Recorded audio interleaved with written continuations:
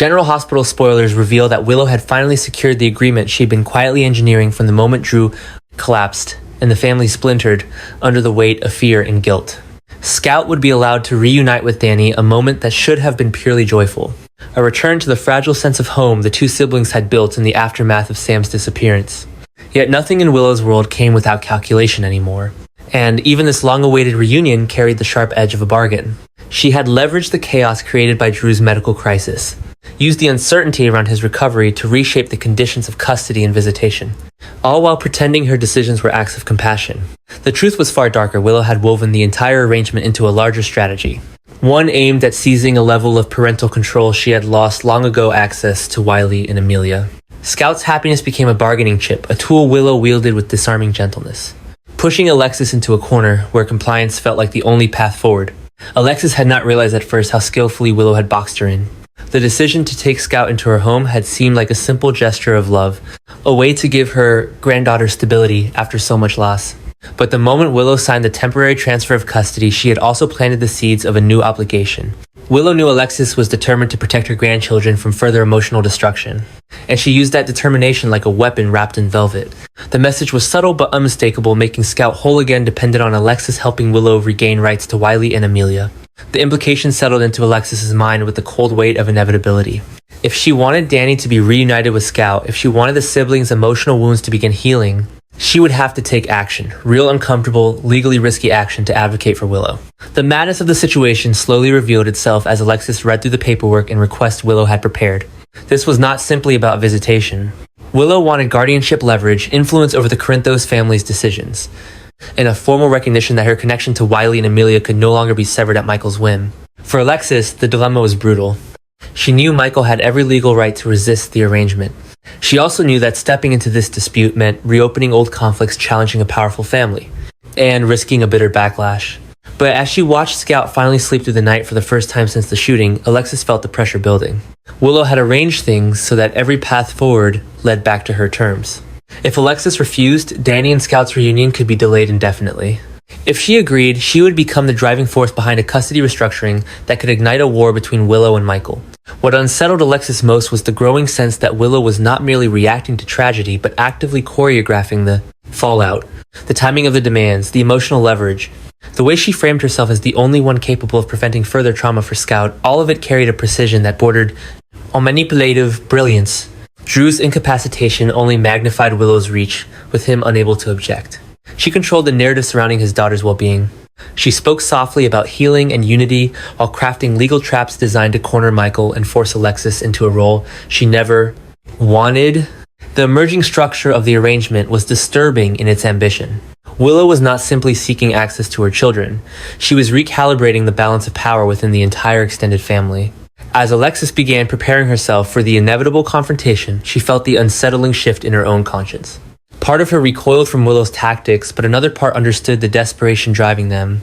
Willow believed she had lost everything, her moral standing, her partner's trust, her place in the Corinthos family, and now she saw Wiley and Amelia as the last proof that she still mattered to someone. Yet sympathy did not erase the fact that Willow had pulled a loaded emotional weapon and aimed it directly at Alexis's fragile household. Scout's well-being hung like a weight around her neck, pushing her toward decisions she would never have considered under any other circumstances. And in the shadows of these decisions lay the risk that aligning with Willow could permanently fracture her relationship with Michael, strain her connection to Sam's children, and pull her deeper into a legal storm she was not prepared to weather. For the first time, Alexis understood why this entire situation felt unhinged. Willow had created a negotiation model that defied moral boundaries, but fit perfectly within the emotional logic of Port Charles, where alliances were currency and survival depended on who could endure the next blow. The adjustments Willow demanded were not merely strategic, they were the beginnings of a radical reshaping of family loyalties, one that placed Scout and Danny's reunion at the center of a larger battle for influence. And the moment Alexis took the first step toward helping her, she would be acknowledging that the madness had become the new normal.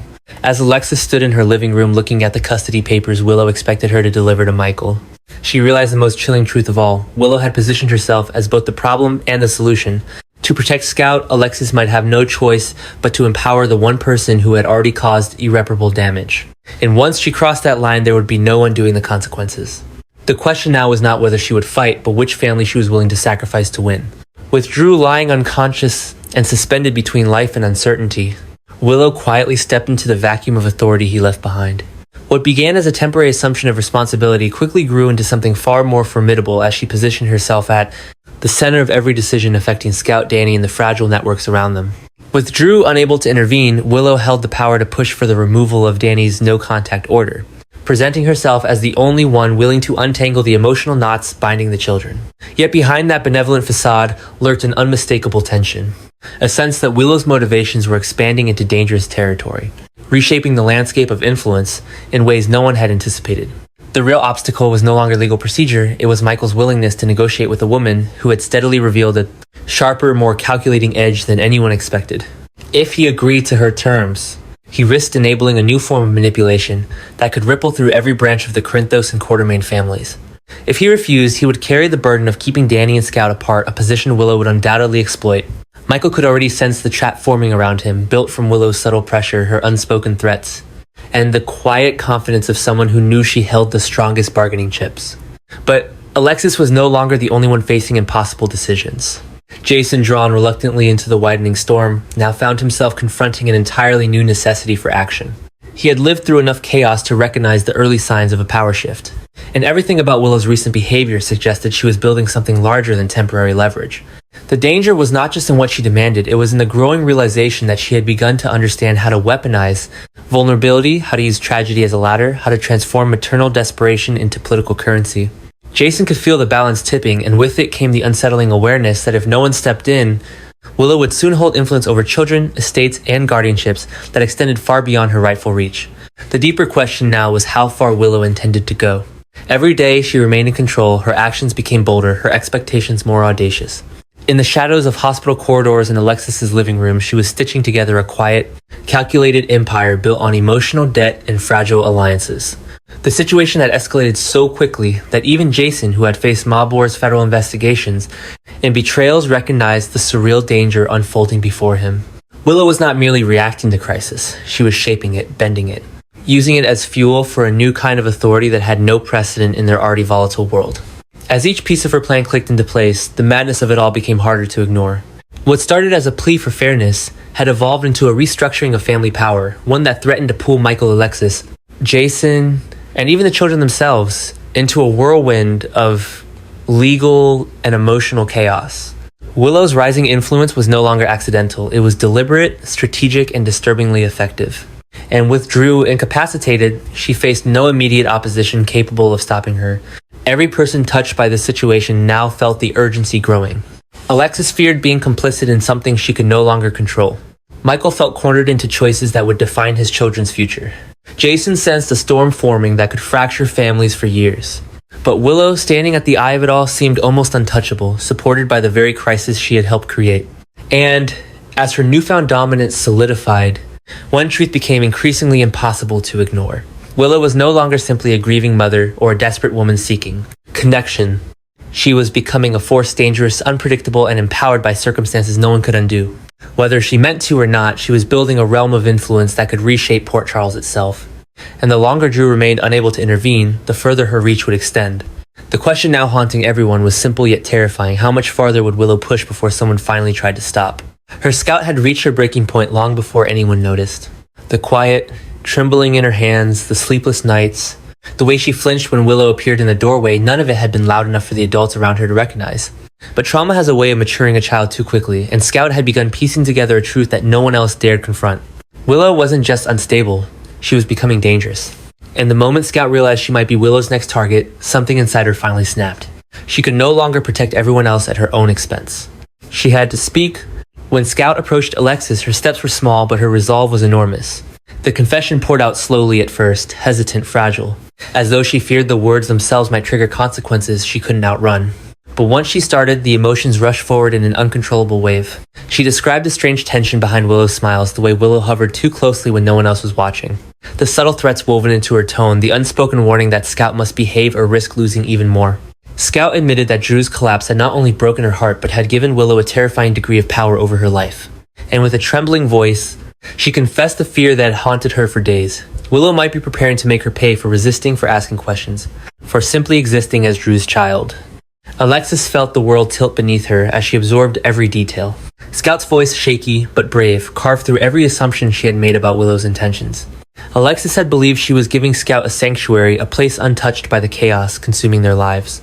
But now she realized that Willow's reach had extended far beyond what she imagined. The woman who had once seemed desperate and grief-stricken was now something more complex, strategic, volatile, and dangerously unpredictable. Scout's confession didn't just frighten Alexis. It awakened something fierce inside her, something protective and deeply unyielding. The shock was both emotional and moral. Alexis had already begun making compromises to keep the fragile peace intact. She had entertained Willow's demands, rationalized her behavior, and convinced herself that cooperation was the path of least harm. But Scout's trembling confession shattered that illusion.